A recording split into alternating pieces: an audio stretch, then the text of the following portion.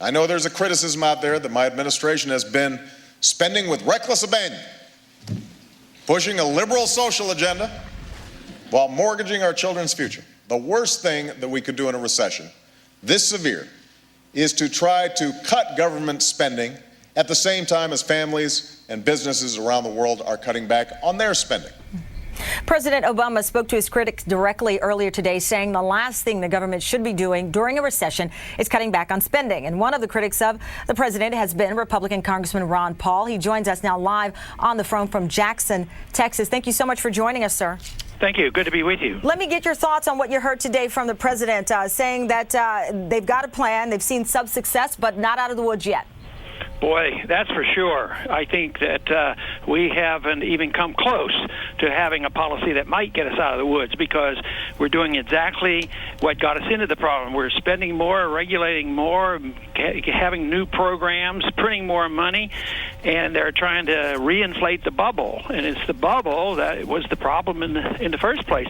And he assured us today that he is never going to let this happen again, never have another bubble. And everything he said today, he was pushing, inflating the financial bubble. He even talked about how fractional reserve banking contributes to the bubble.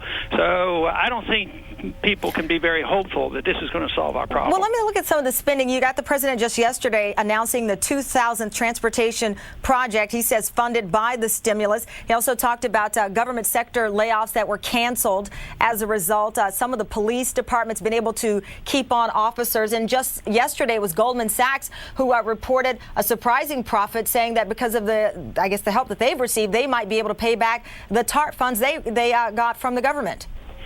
But the problem is nobody in Washington, a bureaucrat or a politician, isn't smart enough to know how to allocate capital.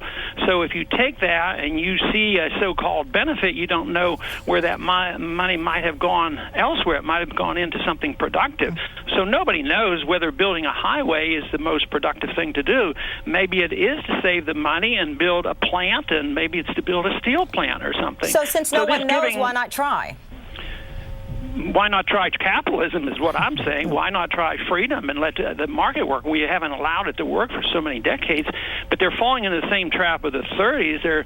They're blaming capitalism and free market choices for this problem, and that's why we can't expect it to work, because he claims that the worst thing they did in the Depression and all these other times was that we didn't spend enough money, and that's what prolonged the Depression.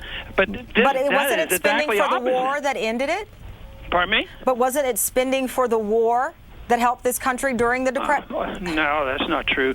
Because at the end of the 30s, when the war was starting, it put people to work, but they were still very, very poor, and they had rationing. I remember those days, and the economy was very weak here at home. The people were suffering, and there was shortages. The Depression ended after the war. After the war, taxes were cut by 1/3, spending was cut by 2/3, and he's claiming never cut spending. The end of the Depression came with cutting spending and cutting taxes. Let me get in real quick, because I want to ask you, there was this Gallup poll, Americans asking who are they confident in right now to fix this economy. 71% said President Obama, 51% said the Democratic leadership, 38% say Republican leadership. You bring up the war and getting people back to work. The president said more job losses and foreclosure on the way, but even with that bleak outlook, and you hit hard with the jobs issue, it looks like Americans still have confidence in this president over the Republican Party. Well, of course, that doesn't prove a whole lot, because they had a lot of confidence in Roosevelt, and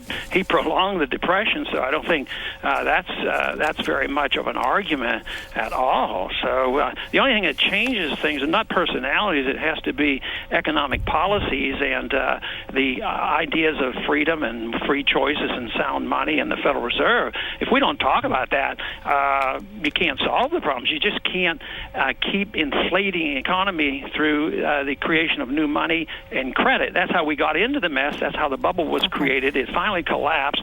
The market is saying you have to have a correction. Individuals have corrections, and he admitted it. That the people are knowing they're tightening their belts. They're looking for jobs. They're working hard, and they're saving their money. All right. That's what a country has to do as well. You can't start a war to get out of the depression. That scares the living daylights out of me. I know there's a lot more to talk about here, and I wish we could continue. We're out of time, but thank you for making time for us today. Thank you.